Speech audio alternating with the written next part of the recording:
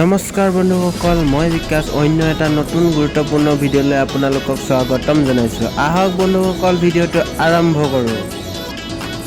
অনুগ্ৰহ কৰি ভিডিঅ'টি শেষলৈকে চাব, কিয়নো ভিডিঅ'টিত এনে কিছু কথা উল্লেখ আছে যিবোৰ আপোনাৰ জীৱনত সলনি কৰিবলৈ বাধ্য কৰে। সময় কি অদ্ভুত বস্তু, যিয়ে নিজকো সলনি কৰে আৰু লগতে মানুহকো সলনি কৰে। সৰু কালত গৰুৰ ৰচনা পঢ়িছিলোঁ বাবে গৰু চিনি পোৱাত ভুল নহয়। মানুহৰ ৰচনা পঢ়া নাছিলোঁ বাবে আজি মানুহ চিনি পোৱাত ভুল হয়।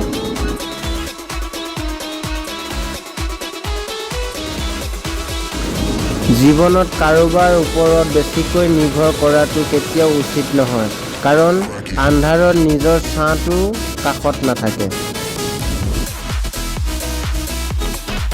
আপুনি হয়তো আপোনাৰ জীৱনটো ঘৃণা কৰিছে বিচৰাখিনি নোপোৱাৰ বাবে, কিন্তু এনেকুৱা কোনোবা আছে যিয়ে আপোনাৰ দৰে জীৱন কামনা কৰি আছে।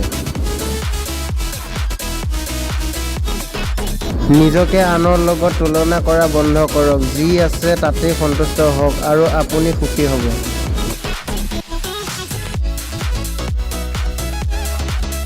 নিজৰ ঘৰ ভাল হওক বা বেয়াই হওক, নিজৰ ঘৰৰ দৰে শান্তি কোনো ৰাজপ্ৰসাদতো পোৱা নাযায়।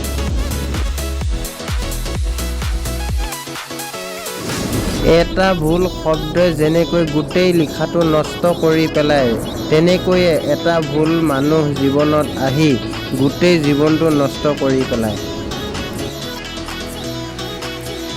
কাৰোবাক ইচ্ছামতে কন্দাব পাৰি, কিন্তু কাৰোবাক ইচ্ছামতে হহুৱাবলৈ বৰ টান।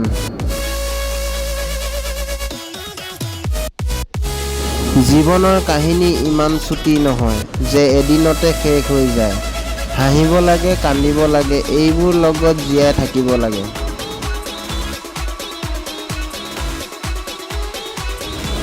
পোৱাৰ পিছত যদি মৰ্যাদা দিব নোৱাৰে, তেন্তে হেৰুৱাৰ পিছত কান্দি কি লাভ।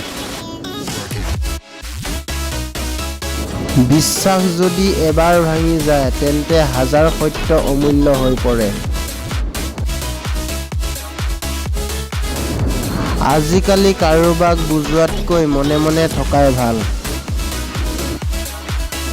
ভুল পথত খোজ দিলে হয়তো পুনৰ সঠিক পথলৈ আহিব পাৰিব, কিন্তু ভুল মানুহক বিশ্বাস কৰিলে সেই বিশ্বাস ঘূৰাই পোৱাটো অসম্ভৱ। জীৱনত সকলো থাকিলেও মানুহ সুখী হ'ব নোৱাৰে যদি মনত শান্তি নাথাকে।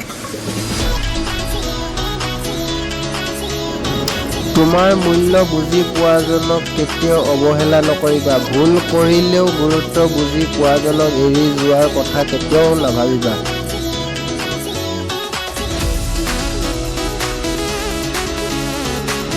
কাৰোবাক যদি ভাল নোপোৱা, গোপনে অভিনয় নকৰিবা, তেওঁক কৈ দিয়া। কাৰণ তোমাৰ অভিনয়ে কেৱল তেওঁৰ বিশ্বাসেই নহয়, তেওঁ গোটেই জীৱনটো ধ্বংস কৰিব পাৰে।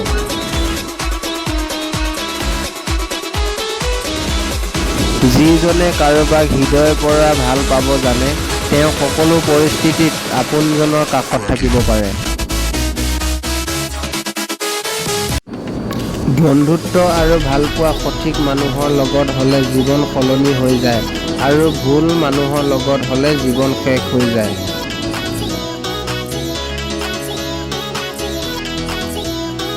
হেৰুৱা বেদনা সেইসকলেহে বুজি পায় যিসকলে নিজৰ আপোনজনক হেৰুৱাইছে।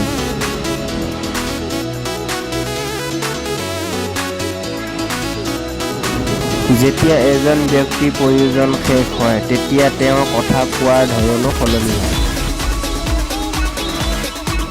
মানুহ সদায় ভাগ্যৰ ওচৰত হাৰি নাযায়, কেতিয়াবা আপোনজনক অৱহেলা আৰু বিশ্বাসৰ কাষত হাৰি যায়।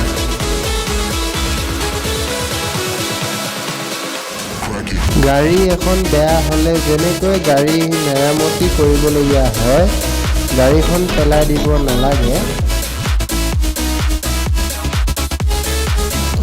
একেদৰে সম্পৰ্কত ভুল বুজাবুজি হ'লে ভুলবোৰ শুধৰাই দিব লাগে, সম্পৰ্ক শেষ কৰিব নালাগে। ক্ষমা তাকেই কৰা যিয়ে অন্যায় কৰিছে, কিন্তু ক্ষমা তাক নকৰিবা যিয়ে বেইমানি কৰে।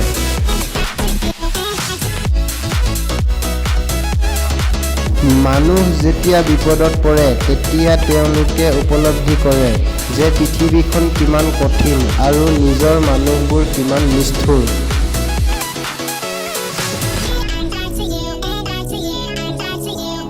খাদ্য যিমানেই দামী নাখাওক কিয় পচিলে কোনো দাম নাথাকে।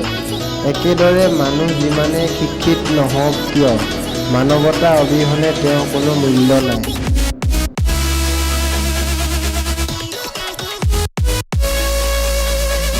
জীৱনত সুখী হওক কিন্তু কাকো আঘাত দি নহয়।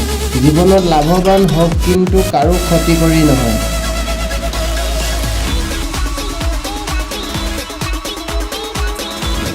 জীৱনত দুখ কষ্ট পোৱাটো বেছি প্ৰয়োজন। দুখ কষ্টই মানুহক সলনি কৰিব পাৰে।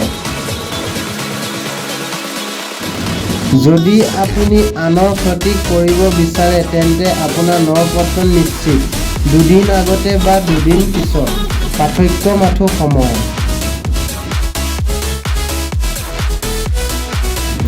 কেতিয়াও কাৰো হৃদয়ত আঘাত নিদিব, কাৰণ ক্ষমা খুজিলেও তেওঁৰ অন্তৰত সেই আঘাত থাকি যায়।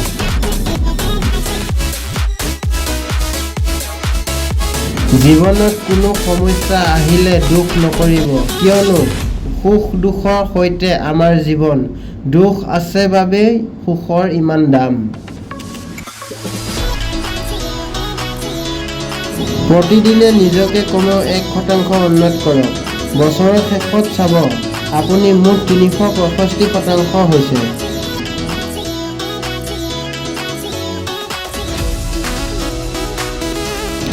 পৃথিৱীৰ আটাইতকৈ ডাঙৰ ঔষধ হ'ল হাঁহি, আৰু আটাইতকৈ ডাঙৰ সম্পদ হ'ল বুদ্ধি, আৰু আটাইতকৈ শক্তিশালী আহিলা হ'ল ধৈৰ্য, আৰু শ্ৰেষ্ঠ সুৰক্ষা হ'ল বিশ্বাস।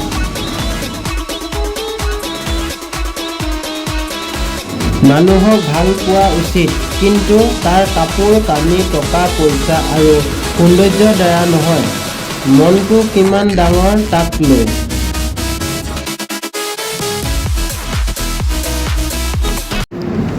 সপোন সেইটো নহয় যিটো মানুহে শুই থকা অৱস্থাত দেখে। সপোন হ'ল সেইটো যিটো পূৰণ কৰাৰ ইচ্ছাই মানুহক শুবলৈ নিদিয়ে।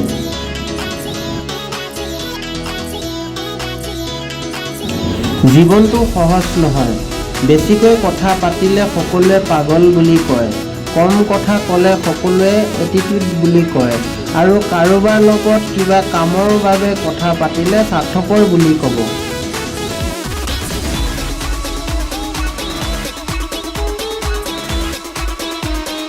বন্ধুসকল, আজি ভিডিঅ'টো ইমানেই আছিল। আগলৈ এনেকুৱা ভিডিঅ' পাই থাকিবলৈ আমাৰ চেনেলটো ছাবস্ক্ৰাইব কৰি দিয়ক প্লিজ। ধন্যবাদ।